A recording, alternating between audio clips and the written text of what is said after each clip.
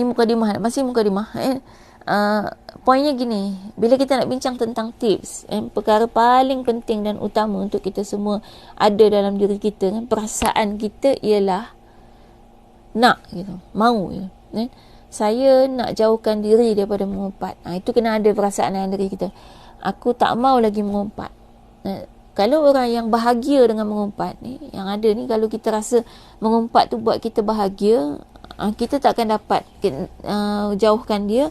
Dan juga yang lebih penting lagi, maknanya perbincangan kita hari ni akan totally tak ada manfaat. Sebab apa? Sebab kita tak ada keinginan pun untuk menjauhkan diri daripada mengumpat. Tiba-tiba kita bincang tips, macam mana kaedah-kaedah dia supaya menjauhkan diri daripada mengumpat. Ibaratnya macam kita ni tak pernah teringin pun nak buat kek chiffon, kek span, tiba-tiba ada orang tukang masak datang kat kita, awak nak tak saya bagi petua buat kek span yang betul-betul span, yang betul-betul lembut. Kan kita dengar tu ikut sukalah, kita dengar pun aku tak ada teringin nak buat pun, tak pernah teringin pun nak buat.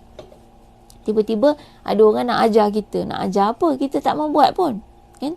Jadi maknanya kat situ kita tak ada keinginan, tips tu tak ada guna sama sekali, kan? Tiba-tiba ada tukang gunting rambut jumpa kita, bagi tips, tahu saya nak bagi tips ni, cara gunting rambut supaya jadi kemas, cantik dan pantas, cepat. Dia tu memang kerja tukang gunting rambut dah 20 tahun dah. Jadi nak bagi tips kat kita. Kita ni gunting rambut sendiri pun tak pernah. Gunting rambut orang lain lagi tak pernah, kan? Jadi dengar tu macam okey, saya dengar gitu. Maknanya dia tak ada faedah. Sama juga bila kita bincang tips macam mana nak jauhkan diri daripada mengumpat. Perasaan pertama kita kena ada ialah saya tidak bahagia hidup dalam keadaan mengumpat orang. Saya tak mahu mengumpat lagi. Ada perasaan tu, maka tips ni akan berguna, insya-Allah. Baik, tips ni adalah yang pertama, dia ada dua, muka surat 181, dia ada dua situasi. Dia ada perkara satu dan ada perkara dua. Perkara satu ialah menjauhkan diri dari menjadi orang yang mengumpat. Jadi benda yang kita kena buat ialah kita ni nak jauhkan diri daripada kita sendiri mengumpat orang. Saya bercakap perkara ni, saya sebenarnya juga memberi peringatan kepada diri sendiri juga, kan? Kita sama-sama saling mengingatkan antara satu sama lain. Dan juga saya mohon juga kepada Allah SWT untuk memberikan kekuatan kepada kita semua, kan? Untuk sama-sama menjauhi dosa ni, kan? Yang dosa ni ada faktor, nanti kita tengok, faktor ni memang dominan pada wanita, sebab tu wanita jadi banyak mengumpat, kan? Tapi kita tetap minta pada Allah menjadi wanita-wanita solehah yang istimewa, yang diistimewakan di sisi Allah SWT, yang membuatkan kita jauh daripada keinginan-keinginan untuk melakukan maksiat. Seandainya kita hingga sampai melakukan maksiat, kita mohon pada Allah supaya maksiat yang kita lakukan adalah maksiat yang tidak disengajakan, dan juga bukan maksiat yang berulang-ulang. Kalaulah hidup kita ni dah sampai 40, 50, 60 tahun, kan? Walaupun 30 atau 20 sekalipun, kita dah hidup terlalu lama atas muka bumi ni. Kenapa kita masih mengulang-ulang dosa yang sama gitu?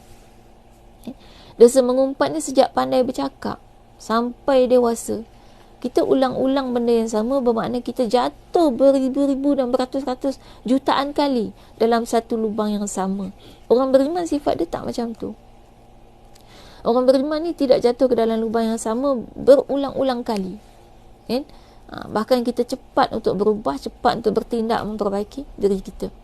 Jadi mungkin ini makan proses yang lama, apatah lagi yang mungkin baru kita dapat perbincangan seumpama ni dalam usia yang dah jubli emas, kan? Dalam usia jubli perak, dalam usia lepas emas apa, jubli titanium ataupun berlian, intan, dah apa-apalah, kan? Maknanya dalam usia-usia yang dah kita katakan sangat susah untuk berubah gitu, kita baru dapat benda ni, kita tetap berjuang juga. Kita tetap berjuang, bermujahadah untuk meninggalkan maksiat ni. InsyaAllah Allah nilai kita tu berdasarkan kesungguhan usaha kita. Tetap doa lah, minta pada Allah gitu, kan. Kadang-kadang kita ni lemah, kan, untuk semata-mata berubah, kan.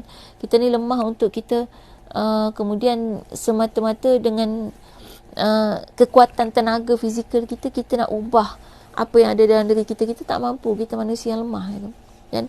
Dan kita mohon, kita mengharapkan pertolongan daripada Allah Subhanahu Wa Taala untuk membantu kita, kan, untuk memberikan kekuatan kepada kita.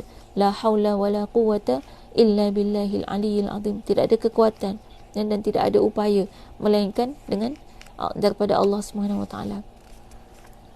Baik. Jadi saya sebenarnya takut untuk cakap benda macam ni sebab saya tak nafikan bahawa diri ini sendiri masih lagi dalam proses gitu kan. Cuma saya berharap supaya ketika saya menyampaikan ini, ketika lidah ini berkata-kata, maka telinga saya adalah yang paling dekat untuk mendengar.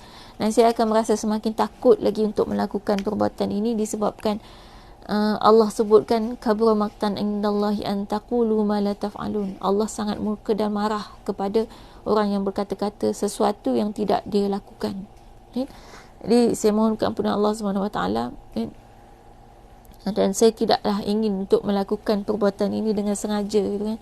Dan bantulah kalau orang yang ada di sekitar saya untuk sama-sama kita membantu, jangan jebakkan saya gitu kan, ke dalam kancah ini kan. Ini maksiat yang sedang dalam mujahadah juga, sama-sama kita kongsikan.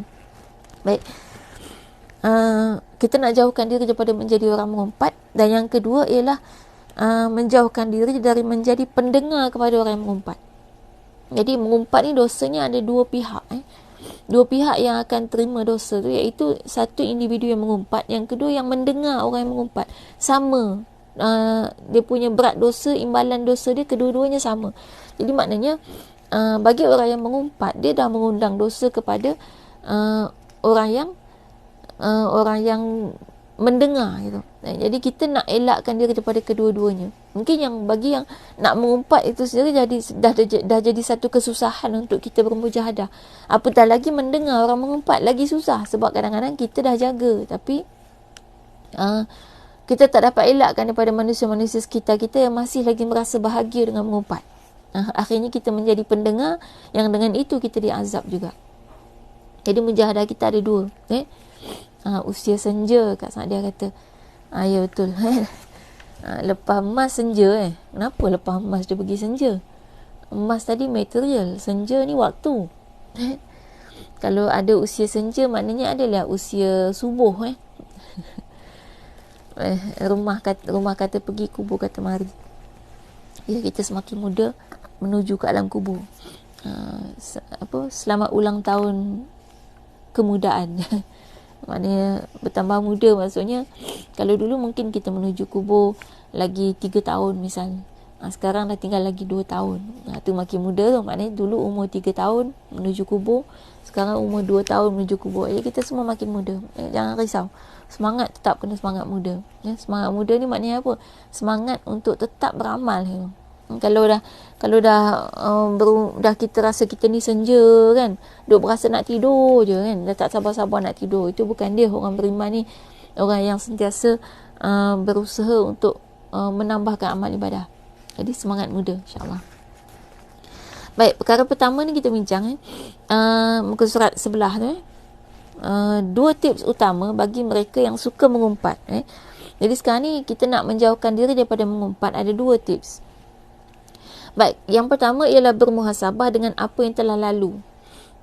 Ni kita ambil dulu poin pertama tadi, kita nak menjauhkan diri kita daripada menjadi orang yang mengumpat. Macam mana kaedah dia? Ada 2 kaedah.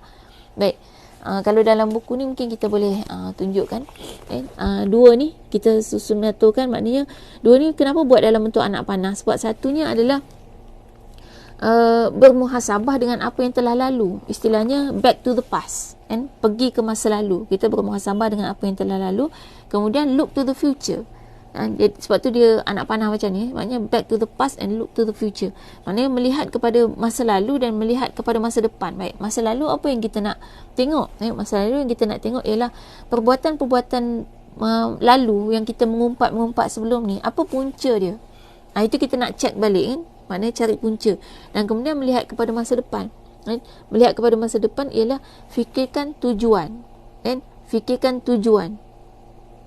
Jadi tujuan hidup, tujuan asal kita gitu kan. Kita ada satu tujuan hidup yang sebenar-benarnya. Jadi dua sudut lah, dua cabang yang perlu kita fikir. Sekarang ni kita tengok ke belakang dan kita tengok ke depan. Baik ke belakang bukan kita tengok untuk maknanya ada setengah orang dia kata jangan pandang belakang. Itu cerita hantu. Baik, usah melihat kepada masa lalu, kan? Jangan confuse itu, sebab masa lalu juga penting dalam kehidupan kita. Sebagaimana sebuah kereta, saya percaya tak ada kereta yang hanya ada cermin depan. Kenapa ada cermin belakang? Apa perlunya cermin belakang? Cermin yang pandang ke belakang gitu kan. Ada cermin kecil kat tengah tu, kanan dan kiri untuk pandang ke belakang. Kan? Ada cermin besar yang kat depan tu untuk pandang ke depan.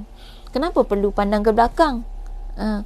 Sebab ada bahaya juga di belakang yang kita perlu. Jadi cumanya kenapa cermin belakang itu lebih kecil daripada cermin depan?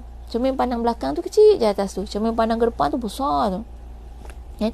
Maknanya sebab apa? Sebab cermin pandang belakang maknanya kita melihat masa lalu tu jangan terlalu banyak gitu. Yang terkenang-kenang masa lalu, teringat-ingat, terfikir-fikir masa lalu, itu jangan terlalu banyak. Kan? Kita hanya perlu mencari point gitu. Masa lalu kita buat maksiat ni kenapa? Apa punca dia? Tujuannya adalah untuk kita selesaikan punca tu. Sebab kita tak sama ada sebab-sebab yang berbeza antara kita. Mungkin wanita yang bekerja akan ada punca yang berbeza dengan wanita suri rumah. Punca masing-masing mengumpat, tapi